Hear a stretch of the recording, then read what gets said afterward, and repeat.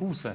Megjithatë, kemi 3 skenarë që mund të ndodhin nesër. Ajo që po thot profesori që të kalohet dhe të mos Për gjykimin tem ky është solucioni më i mirë.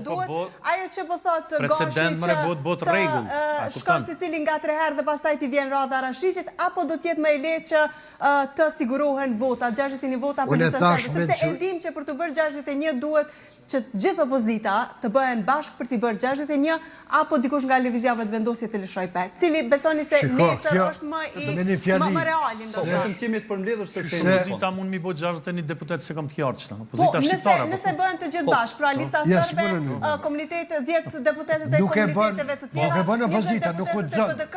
Cila parti shqiptare bëhet direkt me listën serbe? Cila parti shqiptare bëhet direkt me listën serbe?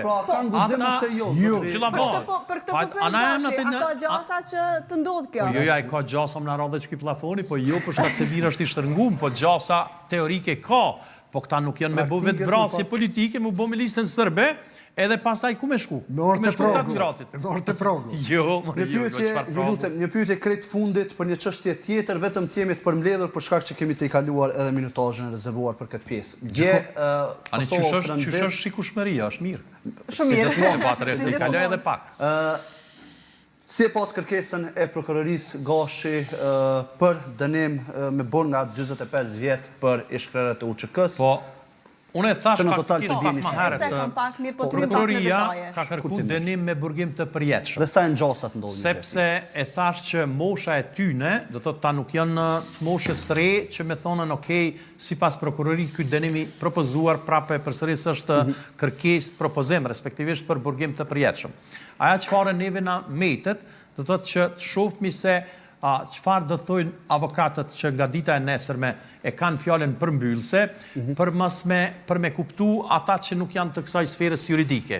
As fjala hyrëse, kur fillon një gjykim, pas kjo fjala përfundimtare, nuk janë prova. Do thotë asnjëna prej këtyre nuk janë prova, nuk ka nevojë bash tepër më shqetësu, kuptimin se këto janë vetëm pretendime apo është kuptimi i gjykimit që prokuroria e sheh dhe bëj një propozim. Pra një gjë e tillë nuk mund ndodh. Jo, edhe nëse nuk mund me ndodh. Ajo prokuroria i çon signal gjykatës, jo neve, që sipas saj do thotë është diçka që duhet dënohet kaq ashpër dhe që në të njëjtën kohë e shfaqson shtabin e përgjithshëm të UÇK-s sepse thot vetëm persona individual. Po atëherë kush pas ka qenë shtabi i përgjithshëm? Shtabi i përgjithshëm kanë qenë këta 4 edhe të tjerë.